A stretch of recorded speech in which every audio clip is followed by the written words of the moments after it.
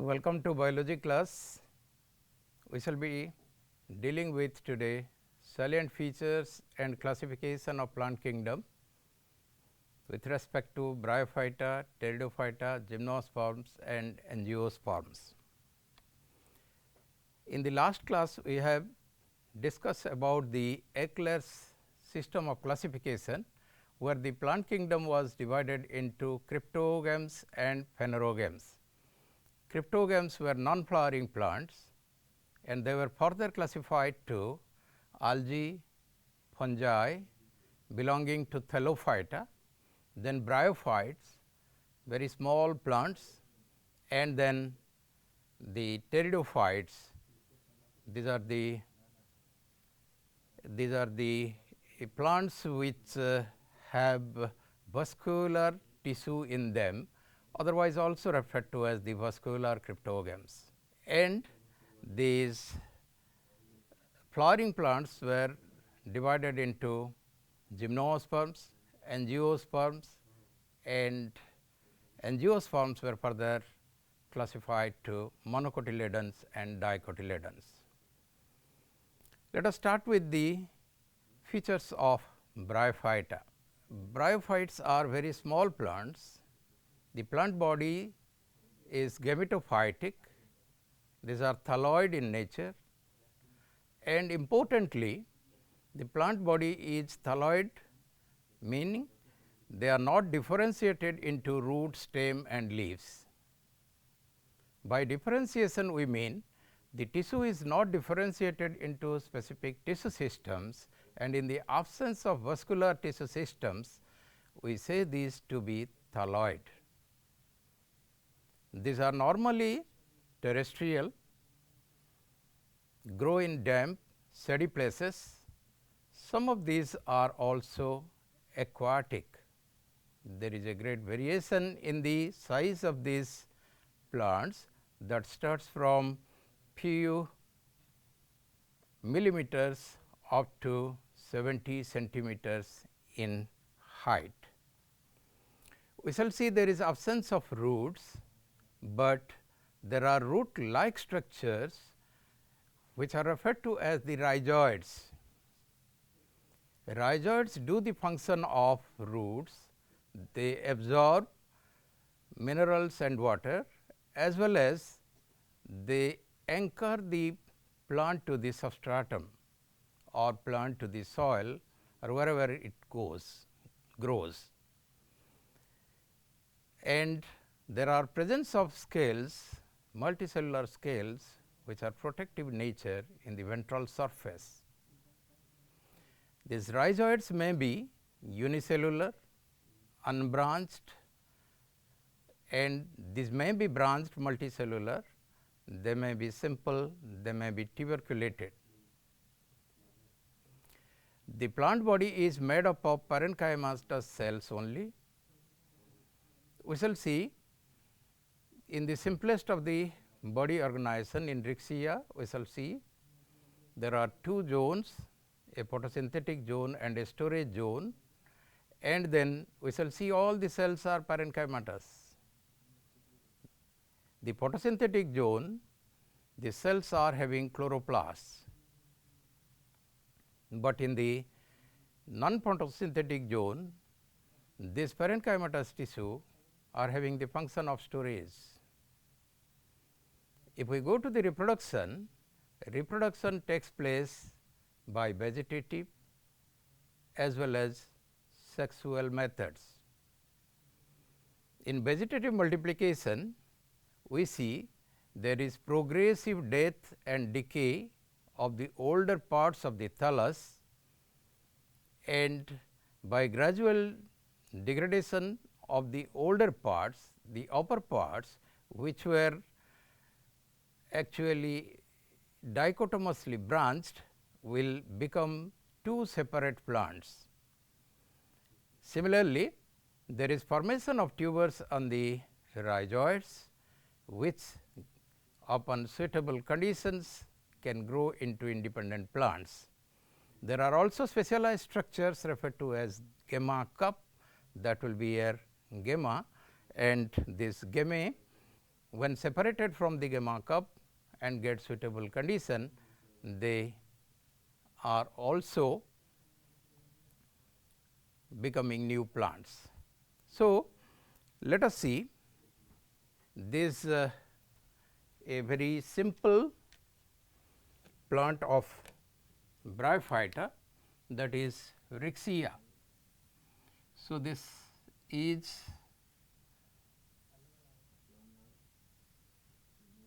is a plant. We say this thallus having the apical notch, this is the notch, this is the median groove. Actually, the thallus is becoming like this. This is there is formation of a groove, and if we see the ventral surface of this on the median groove, we shall see a number of rhizoids.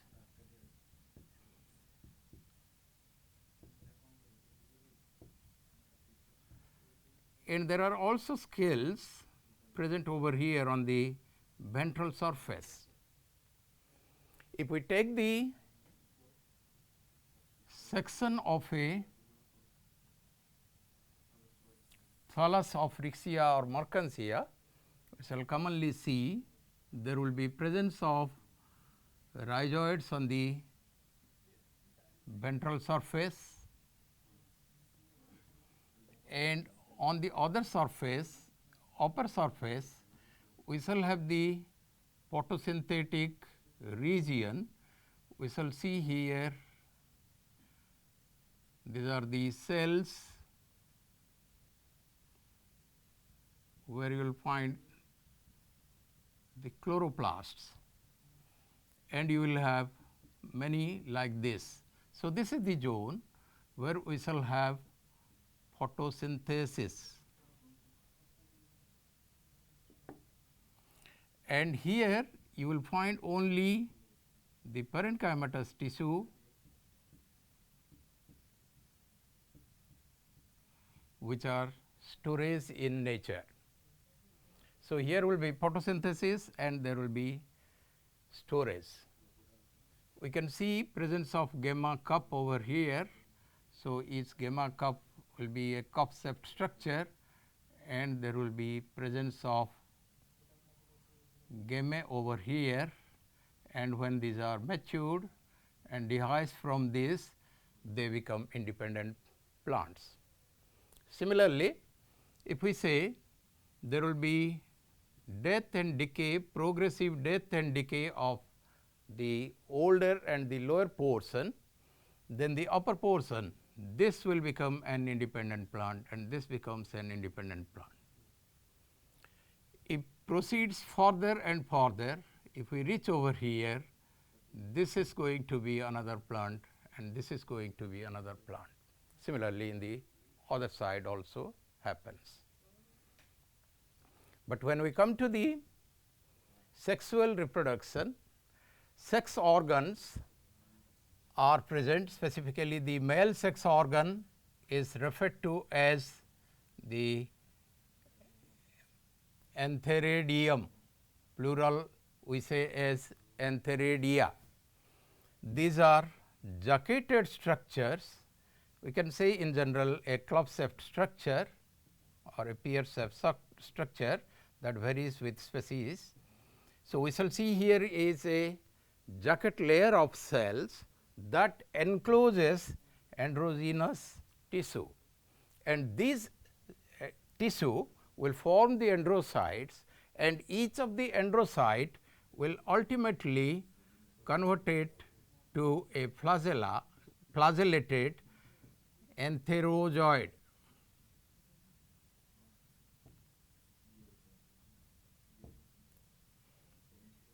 So, the male sex organ is antheridium. Within the antheridium, antherozoids are developed, many antherozoids are developed. They are with flagella, and with the help of this, they can swim their way.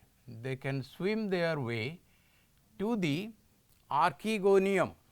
The female sex organ is referred to as archegonium.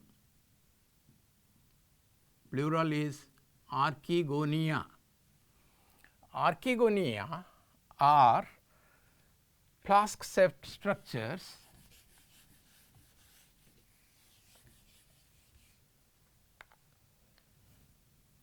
having a neck and a venter. This is a stalked structure. It is attached to the gametophytic plant body. The neck is made up of neck canal cells. We shall see several neck canal cells will make the neck. And here in the venter, the swollen portion of the flask like thing, we have a venter. This is referred to as the venter, have a ventral canal cell. And here remains the egg,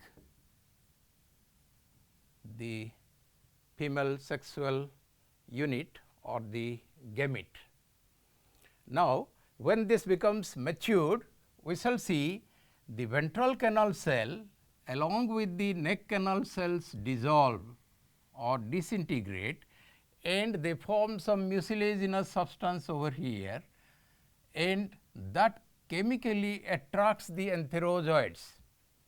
So, enterozoids chemotactically move towards this, they swim their way, because these plants require some amount of water, maybe from dew or from rainwater or from any source, so that they can swim their way to the tip of the archegonium. And this is normally attracted chemically. So, we say by chemotactic attraction that reaches there, some of them will make entry into the venter, swim around the egg, and only one of them will fuse with the egg and form the zygote. So, from the beginning I have told you that this plant body is gametophytic, that the plant body comprises of cells which are haploid in nature. They have only one set of chromosomes. Now, with fusion of the enterozoid, the entheridium producing enterozoids fuse with the egg of the archegonium. So, we have now n number of chromosomes coming from the male one and n from the female one, and ultimately it becomes diploid. And this is the first cell of the sporophytic generation. And we shall see here that once this fertilization is over, then there will be thickening of the wall and there will be multiplication of the cells of the zygote, and they will form the sporophyte. Sporophyte, zygote is the first cell of the sporophyte, and this will form a sporogonium. We shall have several cells present over there which will act as the meiospore mother cells, and they will undergo meiosis, by which actually they will form again haploid spores. These spores, when germinate, form the prothallus, referred to as the protonema. The one which I will say as prothallus in pteridophytes, a similar structure more or less. We shall see the spores will germinate to form protonema, and on the protonema we shall see this gametophytic plant will bud up. And if we go to the classification of the bryophytes, we have divided into 3 classes. One is Hepatocopsida, these are otherwise referred to as the liverworts, Anthoceratopsida, hornworts, and Bryopsida. If we go to the economic importance of these plants, bryophytes usually grow densely and act as soil binders. They check soil erosion. liverworts and mosses growing on rocks and go on adding organic matter to the substratum and facilitate succession. Sphagnum has magnificent water retention capacity due to presence of special hyaline cells. So, these are used in packing or grafting processes.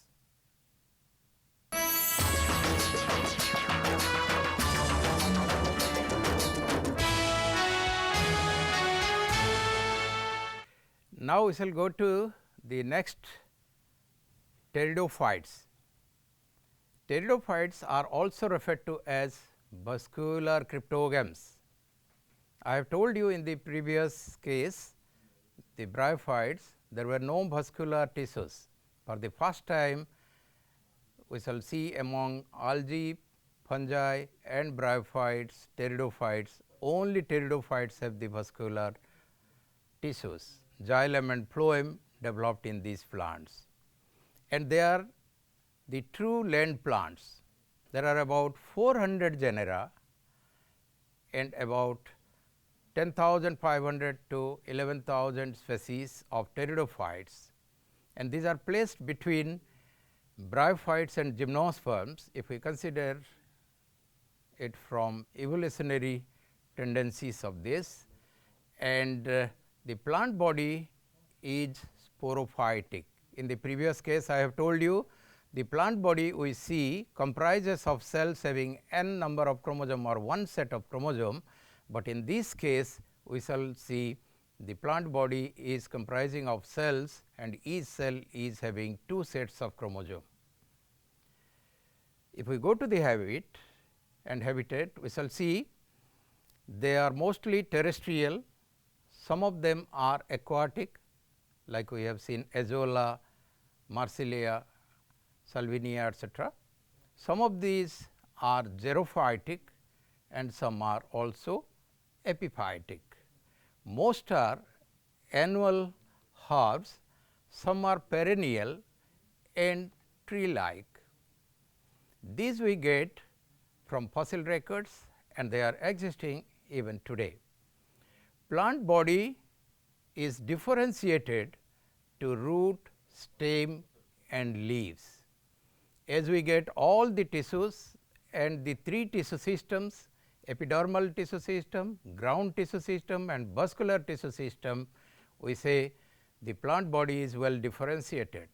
We shall see presence of normal taproot, which will soon be substituted by adventitious roots.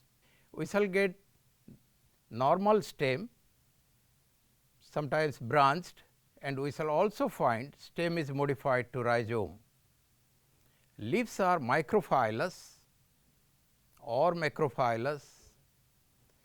At maturity, some of the leaves bears spores and the leaves are referred to as the sporophylls, like we see these in pons, in equisetum, etc. Leaves may be simple and leaves may be sessile or very large leaves which are pinnately compound. Young leaves shows a curved condition, they remain curved like the scorpion tail and we refer to it as circinate vernation. Xylem without vessel and phloem without companion cells. In course of evolution, we shall see the xylem and phloem will develop completely and will have all the four elements in angiosperms only. It starts evolving from pteridophytes and through gymnosperms, it will reach the angiosperms where we shall find all the four elements. Another interesting feature is we shall find similar spores or one type of spores, or we say these are there are spores born on the sporangium and they are homosporous, or sometimes there are two different types of spores and these two different types of spores are microspores born in microsporangium and megaspores born in the megasporangium. Sex organs are antheridium and archegonium. and this shows diplohaplontic life cycle, and in this case the sporophytic phase is the dominant phase and independent phase. So, also the gametophytic phase is also independent phase, but the dominant phase is diploid sporophytic phase. So, we say this is showing diplohaplontic life cycle. Sporangium bears spores. Most of the species are homosporous, and then we shall see if we go to the fawn. In the fawn leaf we shall see that on the ventral surface of the leaf. So, suppose we see this is the leaf and this is the ventral surface, we shall see several sori, and this sorus, this is a sorus which is covered by a special tissue indusium. This looks brown in color, and inside that there will be several sporangium, and this sporangium will bear the spores. Inside this we shall find the spores. A number of spores are being produced. So, in case of homosporous ones, we shall see all will produce similar spores. In certain cases, we shall see two different types of spores are produced, and these are microspores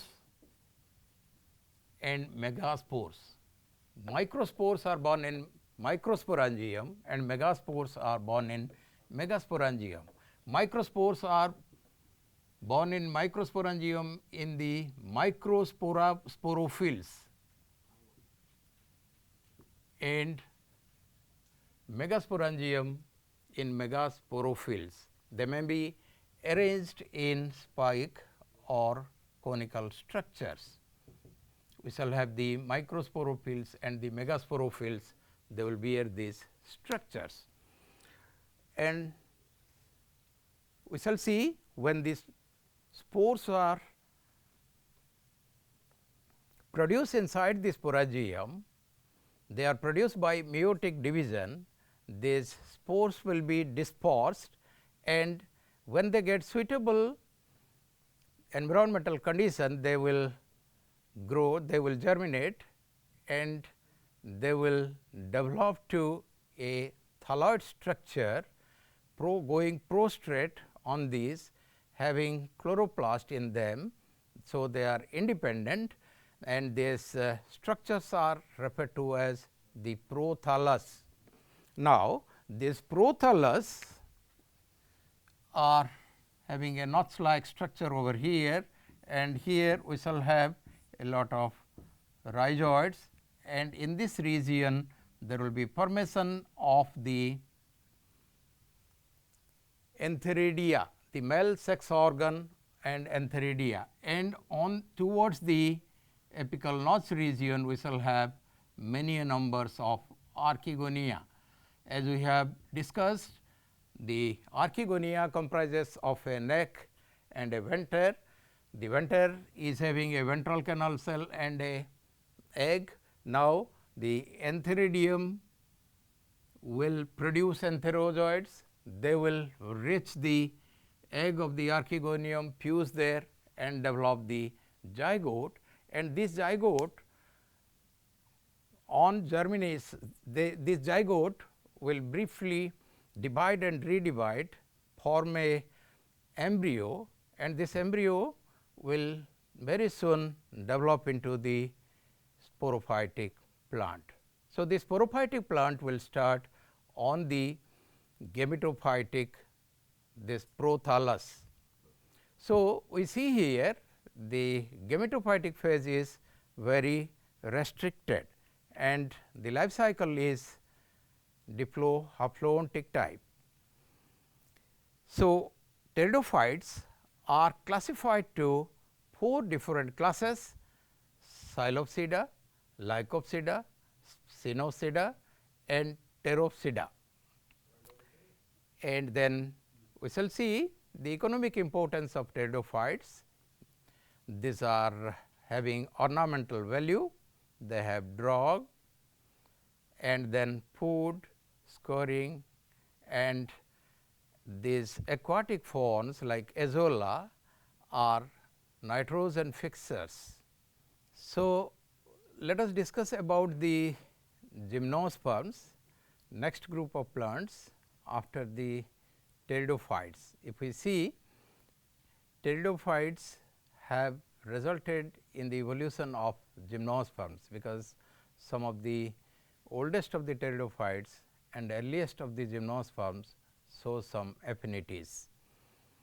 These are also known as naked seeded plants, because seeds of this plant group are not born in the fruits, rather they are directly born on the plant. These are found in fossil records and also exist today. A particular species Ginkgo biloba is referred to as living fossil, very commonly referred to as living fossil. So, also cycas. These species are found in fossil records and also found today. Plant body is sporophytic and they may be monoecious or dioecious. The plant bears male and female sex organs in the same plant, or the plant may bear either male sex organ and female sex organ separately. Sporophyte is differentiated into root, stem and leaves. In this case also, we shall say the xylem and phloem are not completely developed, excepting the most advanced of the gymnosperm, Nitum. There is presence of taproot system, and there is a second type of roots also found in case of cycas. These are referred to as the coralloid roots. The coralloid roots have a zone in them, which we refer to as the algal zone, where a cyanobacteria, either nostoc or Anabina cycadensis grows there, which grows there symbiotically, and they are responsible for fixation of atmospheric nitrogen. The pinus roots have also mycorrhizal association. Stem is erect, branched. The branches are of two different types, branches of limited growth and branches of unlimited growth. In conifers, we see this is very prominently visible. Leaves also shows dimorphism. There are foliage leaves responsible for photosynthesis and the scale leaves which are protective. The leaves may be simple like the case of Ginkgo, or they may be compound. Sporophytes exhibit xerophytic traits. The xylem is without vessels and the phloem without sieve tubes and companion cells. Heterospory is seen. Microspores and megaspores are produced in micro and megasporangia, formed on leaf-like structures, and they are referred to as the microsporophylls and megasporophylls. We shall see the sporophylls are spirally arranged around an axis and form cones. We shall see the case of cycas. The cycas plants are having normal taproot system, and on the surface of the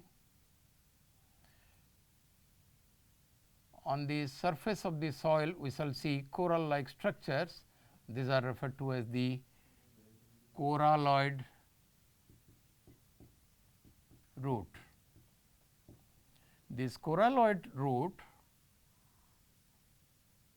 on a transverse section we shall see there will be presence of a algal zone.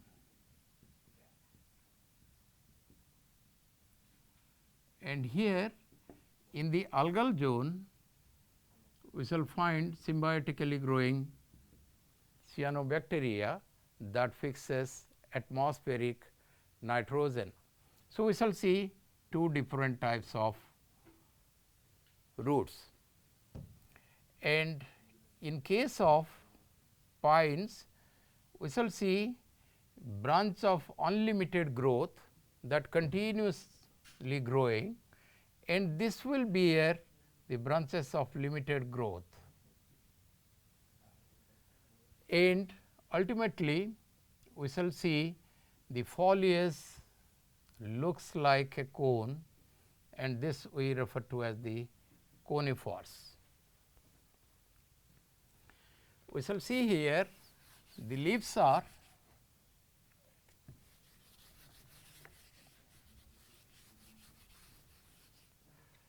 in case of pines we shall see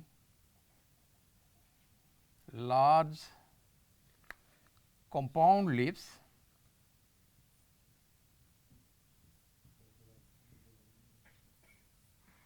and have the leaflets. Leaflets are sessile, they are directly attached to the, like the coconut leaf we shall see, these are directly attached to the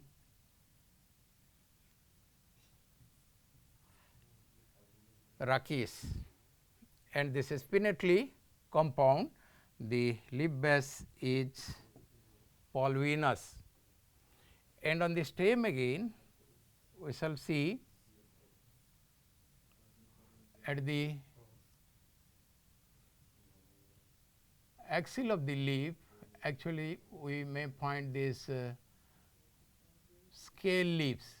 Scale leaves are protective in nature, that protects the growing point as well as these young organs.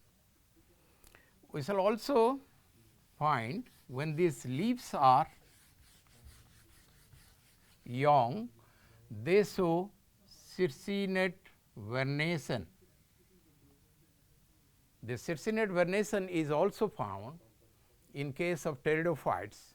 So, we say they have some similarities between the pteridophyte and the gymnosperms. Now, these are having the spores. There are two types of spores, the microspores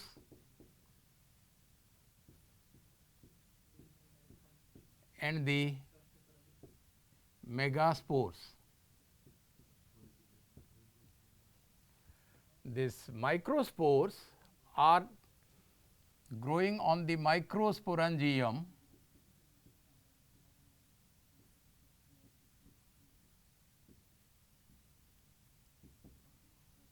on the microsporophylls,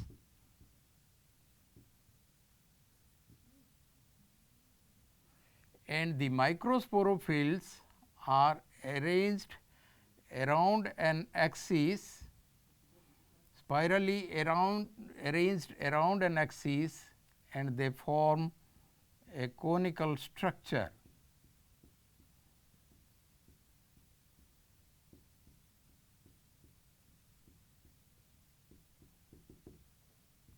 This is referred to as the male cone.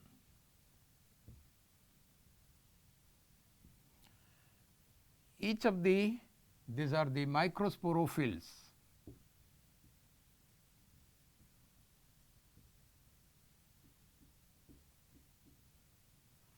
So, if we see the microsporophyll on the abaxial surface of this microsporophyll, we shall see several of the sori, and this sori contains the microsporangia, and the microsporangia will contain the haploid microspores. Microspores are like the pollen grains, the pollen. They will form the microspores which are like the pollen grains. And then we shall see in case of cycas, there is no female cone. Megasporophyll are arranged spirally in the axil of the foliage leaves toward the apex of the plant. In the apical portion, we shall see there will be arrangement of the megasporophyll, and the megasporophyll will bear the megasporangia, and the megasporangium, this will bear the ovules over here. Now, ovule has several protective layers, the spongy layer, the stony layer, and inside this we have the pollen chamber. There is an ostiole or small pore over here, and there is presence of archegonia. So, archegonia are present inside the ovule. So, when the pollen grain are matured and they are dispersed and they get a chance to reach these ostiole or the pore formed over here, they go and get themselves deposited on the pollen chamber, and then they remain there for months. After that, they will germinate, and then the gametes will be discharged into the venter, where we shall see there will be fertilization. Now, we do not see here double fertilization like we find in case of the angiosperms. It is a common feature in angiosperms that there are double fertilization and triple fusion, but here there is presence of archegonium, which is very peculiar. This shows an advanced character, but one character remains with which actually we put these together in the group archegoniates. Due to presence of archegonia among the bryophytes,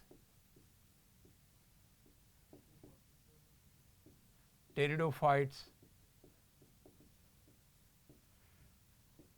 as well as gymnosperm, we put these plants under one group that is referred to as the archegoniates.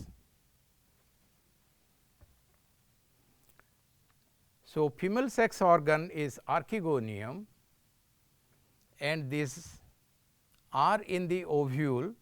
Antheridia are absent, microspores giving rise to the gametes which fuse with egg and form the zygote.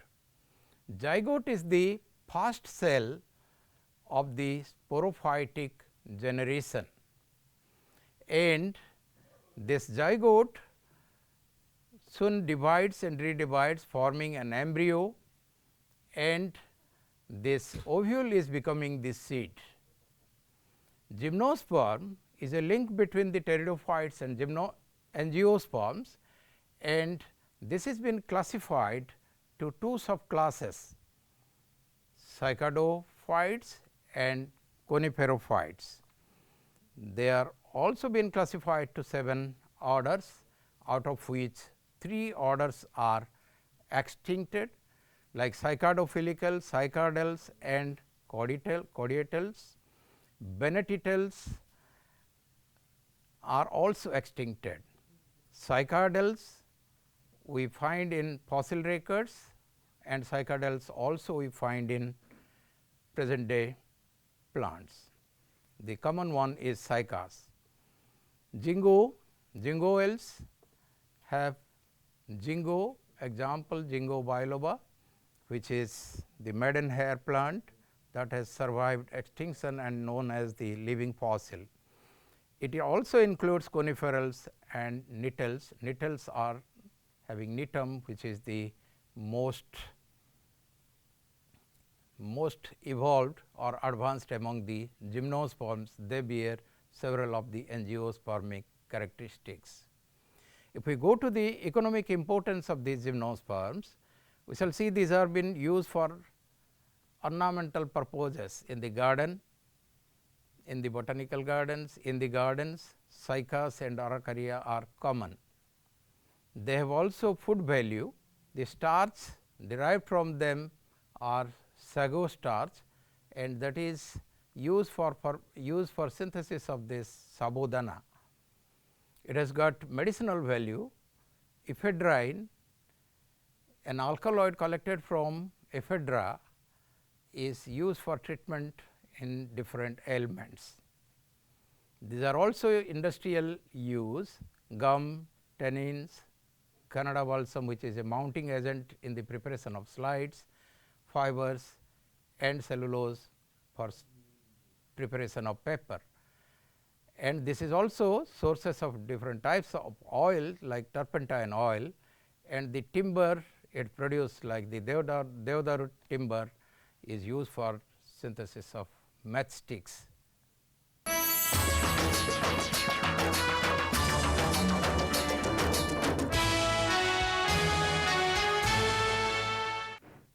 Finally, the last one we shall discuss is angiosperms.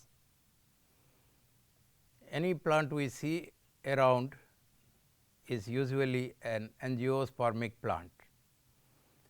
Angiosperms or the flower bearing plants are the most evolved and make about 50% of the kingdom Plantae.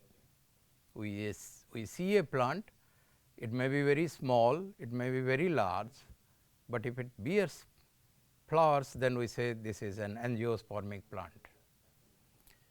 The plant body is sporophytic. This is well differentiated to root, stem and leaf. Plants are either monoecious, a single plant bearing both the sex organs is dioecious. In monoecious plants, we shall have a single plant for a single sex, like a male plant and a female plant separate, but in dioecious, a single plant is having both male and female sex organs. And the flowers, which are the modified shoots, bears the sex organs. This modification is to bear the sex organs, and the sexual reproduction is found taking place inside the flowers. The male sex organ is referred to as stamen, and the female sex organ is referred to as pistil. Male and female gametophytes are represented by pollen grain and embryo sac. So, if we just go through a diagram, we shall understand it better. So, if it is a monoecious or a dioecious plant, we shall see the flower is bearing the sex organ. So, in case of monoecious plants, so if we take a flower, the flower may be bisexual or unisexual. So, you can see here the common occurrence like this, but if we see in detail, we shall see there are 4 whorls. This is the calyx. Calyx will bear the corolla, and here is the thalamus that bears all these units, and then we have the gynoecium,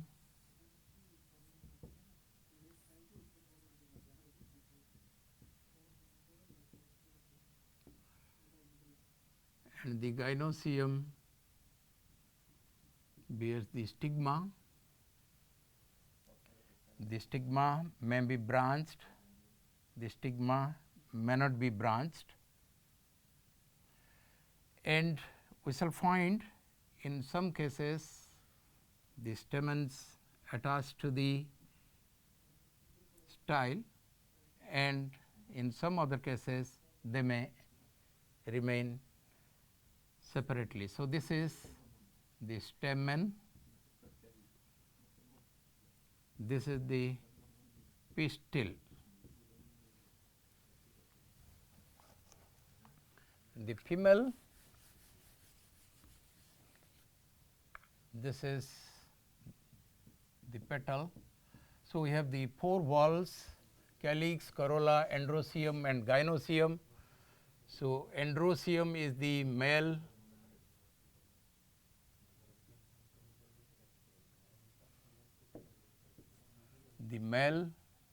wall. Similarly, gynoecium is the female wall. So, individual units in case of male wall is referred to as stamen. The stamen is having 3 regions. This is the connective, this is the anther. The anther may be unilobed or bilobed, and this is referred to as the filament. Now, if we take a section of these,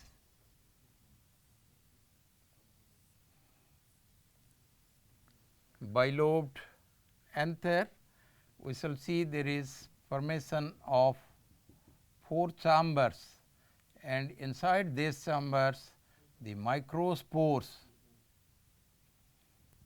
or the pollen grains are been formed by meiotic division of the microspore mother cells. So, these are referred to as the sporangium. Inside the sporangium, so this is a tetrasporangiate one. Now, we see here pollen grains are formed. Now, once the pollen mother cell forms these 4 pollen grains, the 4th one we are unable to see in a microscope. So, we shall have a pollen tetrad formed. They remain connected, they get nutrition from the tapetal cells present over here. Now, before they are being separated, this nutrition requirement is almost over, and then they are having 2 layers, one is exine and another is intine. They will now undergo division and form this male gametophyte. Similarly, inside the ovule there is formation of the female gametophyte. This is also referred to as the embryo sac.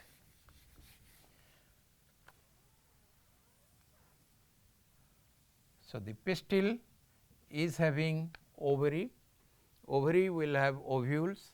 If we take the section of this, we shall see here may be the egg apparatus, 2 synergids and 3 antipodals, and a secondary nucleus is there. So, when we shall see the pollen grains are matured and dehisced by any agent that reaches over here, the process known as pollination, then there will be formation of the pollen tube on the stigma, and this pollen tube grows in and in, then pierces through synergid, discharges 2 gametes, one of them fuse with the egg, resulting in the zygote, which is the first cell of the sporophytic generation, and another is fusing with the secondary nucleus, and this is becoming the endosperm mother cell. The endosperm mother cell by repeated divisions forms the endosperm, the nutritive tissue which feeds to the embryo that is formed from the zygote by multiple mitotic divisions. And when the embryo remains at a particular stage, we shall see there is physiological dryness, and then it becomes a seed. The ovule is becoming a seed, the ovary becoming a fruit, and the seed may bear either one cotyledon or two cotyledons, and accordingly they may be monocotyledons or dicotyledons. When we classify the angiosperms, we classify them to monocotyledons and dicotyledons, that we can find whenever they are germinating. According to the Benther-Hooker's classification, we shall see they are been classified to dicotyledons, gymnospermy we have already studied, monocotyledons having a single cotyledon, and then there are